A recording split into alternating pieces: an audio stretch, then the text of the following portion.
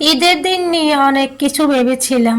খুব ইচ্ছে ছিল ঈদের নামাজ পড়ে তোমাকে ফোন দেব, তোমার মিষ্টি কণ্ঠ শুনে বলবো ঈদ মোবারক।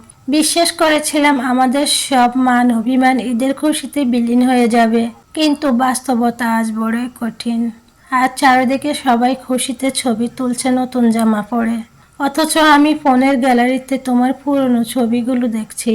মনে হচ্ছে তুমি এখন অন্য কারো হাসির কারণ, অন্য কাউকে খুশি করতে ব্যস্ত।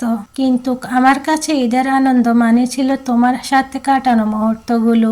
নামাজ শেষে সবাই যখন কোলাকুলি করছিল, আমি তখন শুধু তোমাকেই খুঁজছিলাম। এই শূন্যতা কাউকে বোঝানো যায় না। সময়ের সাথে সবকিছু ফেঁকে হয়ে যায় হয়তো, কিন্তু আমার হৃদয়ের কোণে ওই আক্ষেপটা সারা জীবন থেকে যাবে। যে মানুষটাকে সবচেয়ে বেশি ভালোবাসতাম, আজ তাকে ঈদ মোবারক বলার অধিকারটুকু আমার কাছে নেই। ভালো থেকো তোমার নতুন পৃথিবীতে, আমার না হওয়া প্রিয়। এই বিষণ্ণ ঈদে প্রতিটি দীর্ঘশ্বাসে শুধু তোমার নামই রয়ে গেল।